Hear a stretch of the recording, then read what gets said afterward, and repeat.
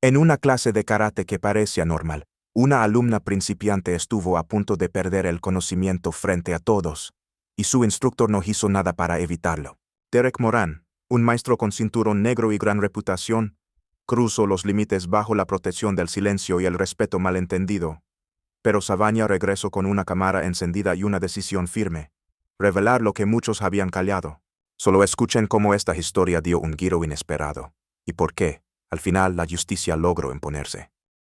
Savannah Hart no buscaba cambiar el mundo, solo quería cambiarse a sí misma. Después de varios meses atrapada en una rutina agotadora en una oficina de atención al cliente y tras una ruptura dolorosa, pensó que lo mejor que podía hacer era recuperar el control sobre su cuerpo y su mente. Una tarde de domingo, mientras hojeaba anuncios en redes sociales, vio una imagen que la hizo detenerse. Un dojo de artes marciales en Austin ofrecía clases introductorias de karate con enfoque en la autodisciplina y el empoderamiento personal. El nombre del lugar era Red River Dojo. En la publicación destacaba el instructor principal, Derek Moran.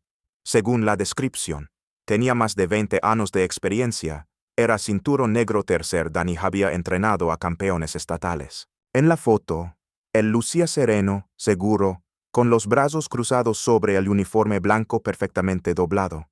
Parecía alguien que inspiraba respeto. El primer día de clase, Savannah llegó con nervios. Había algo en el ambiente del dojo que imponía. Los alumnos, incluso los más novatos, se movían en silencio, como si un código invisible rigiera cada paso. Derek entró 5 minutos después, sin hacer ruido, saludando con una leve inclinación. Cuando sus ojos se cruzaron con los de ella, Savannah sintió una mezcla de presión y expectativa, como si hubiera sido observada más tiempo de lo normal, pero lo dejó pasar. Durante las primeras 2 sesiones, Derek fue cordial pero estricto. Mostraba una exigencia poco común para principiantes. Si un alumno no lograba una postura, lo hacía repetirla hasta agotarse. Algunos lo admiraban por su rigor. Otros calaban. Savannah, sin experiencia previa, se forzaba a seguir el ritmo. Quería demostrar que podía. Fue en la tercera clase cuando todo cambió. Derek anunció que enseñaría una técnica de inmovilización del oponente. Es fundamental saber cómo controlar a alguien sin causarle daño, explicó, mirando directamente a Savannah. Luego la llamó al centro del tatami. Él la dudó pero avanzó. Él le indicó que se recostara de lado y relajara el cuello. Confía en el proceso, dijo. La tomó por detrás y comenzó a ejecutar la maniobra. Al principio, parecía parte del entrenamiento, pero en segundos, Savannah sintió como el aire se volvía pesado. Su cuello estaba atrapado, la presión crecía. Buscó con la mano el hombro de él para hacer la señal que todo practicante conoce, el tap, que indica detenerse. Lo hizo una vez, luego otra. Derek no reaccionó. Todo alrededor pareció ralentizarse. Nadie intervenía. Nadie decía nada.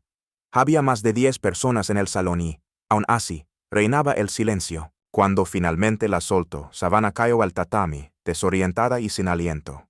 Derek la observó sin cambiar el gesto. Bien hecho. Así se aprende a resistir, comentó.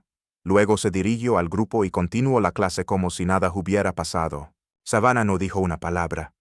Se levantó lentamente, con las manos temblorosas y la respiración entrecortada. Pero algo dentro de ella se había encendido. No fue solo miedo. Fue una alerta, un presentimiento claro de que aquello no había sido un error, sino una decisión. Y que quizás no era la única que lo había vivido. Así comenzó su verdadero entrenamiento. No físico, sino emocional. Una prueba que no estaba en los libros del dojo. Una historia que no debía repetirse en silencio. Después de lo que vivió en el dojo, Savannah no habló con nadie durante días. No porque no quisiera, porque no encontraba las palabras. Cada vez que intentaba recordar lo sucedido, algo dentro de ella se cerraba. No fue solo incomodidad, fue una sensación clara de haber sido tratada como parte de algo que no tenía nada que ver con enseñanza. Intentó comunicarse con la administración del lugar.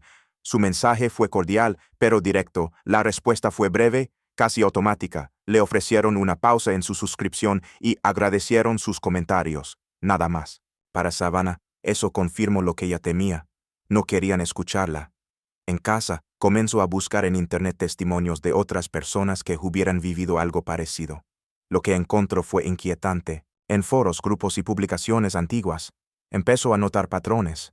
Gente que describía entrenadores exigentes que iban más allá de los límites, silencios incómodos durante clases, comentarios despreciativos disfrazados de disciplina. Así encontró a Emily Stone, exalumna del mismo dojo. Al principio, Emily fue cautelosa, pero cuando escuchó el relato de Savannah, compartió su historia. También fue elevada al centro del tatami más de una vez. También pidió detener una técnica y fue ignorada. Al final, decidió dejar el lugar sin decir una palabra, como tantas otras. Savannah no quería marcharse en silencio. Consiguió una pequeña cámara personal. Volvió al dojo. Se dejó guiar por las instrucciones de Derek como si nada hubiera pasado. Él la miró con cierta burla, como si su regreso confirmara su control. No sabía que esta vez todo estaba quedando registrado. El ejercicio fue el mismo, la presión, el agarre, la tensión creciente, pero Savannah no reaccionó como antes. Cuando él por fin la soltó, ella se mantuvo de pie, mirándolo con firmeza. «Gracias por demostrarlo otra vez», dijo sin elevar la voz. No fue un grito, no fue una escena, fue una frase que cayó como piedra en un lago quieto.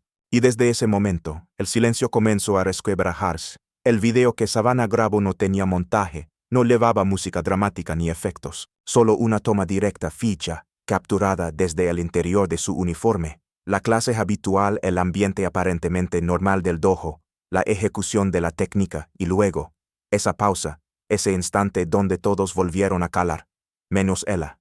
«Gracias por demostrarlo otra vez», fueron esas palabras simples y tranquilas las que encendieron una chispa. La publicación apareció en línea con un texto breve. No se trata de una técnica, se trata de respeto. En cuestión de horas, miles de personas compartieron el video, pero lo que marcó la diferencia no fue la viralidad, fue lo que vino después. En los comentarios, comenzaron a legar historias. Alumnos de distintas academias, ciudades e incluso países hablaban de momentos parecidos. Entrenamientos donde el límite se difuminaba, donde se confundía firmeza con dominio, y donde muchos, como ella, habían optado por el silencio por miedo a ser señalados como débiles o exagerados. La historia llamó la atención de un medio local, luego de otro más importante. Pronto se volvió parte de una conversación más amplia sobre ética, liderazgo y responsabilidad en espacios de formación. El nombre de Derek Moran salió a la luz. En un principio negó todo. Declaró que el karate no es para todos, y que quienes se sentían incómodos, quizás no comprendían la exigencia del arte. Pero esa narrativa no tardó en caer. Exalumnos de diferentes épocas comenzaron a hablar. Algunos enviaron correos, otros publicaron testimonios con nombre y rostro. Una antigua instructora que había trabajado bajo su dirección confesó haber renunciado años atrás por desacuerdos con su metodología. La acumulación de evidencias llevó a que las autoridades deportivas y jurídicas iniciaran una investigación formal. Red River Dojo cerró temporalmente sus puertas. Derek fue apartado de toda actividad hasta nuevo aviso. En uno de los comunicados oficiales se escuchó por fin lo impensable. Él pidió disculpas, lo hizo frente a cámara, con un tono contenido, reconociendo la posibilidad de haber cruzado límites en su manera de enseñar. No usó palabras grandilocuentes, pero tampoco pudo borrar la expresión en su rostro, una mezcla de derrota, cansancio y algo que parecía, por primera vez, conciencia. Savannah no asistió a ninguna rueda de prensa. No respondió a entrevistas, aunque le ofrecieron espacio en varios canales. En cambio, eligió compartir algo distinto. Subió una nueva imagen, ella con su nuevo grupo de práctica, en un dojo más pequeño, con menos luces, pero con miradas genuinas. A su lado, una mujer mayor con cinturón negro sonreía mientras ajustaban una técnica básica. La descripción decía: la disciplina no tiene por qué doler, el respeto no se exige, se construye. Gracias por escuchar, gracias por creer. Ese gesto cerró el ciclo. Su historia ya no era solo suya. Se convirtió en un eco que inspiró a otros a hablar, a observar, a repensar cómo se ejerce la autoridad y qué significa realmente enseñar.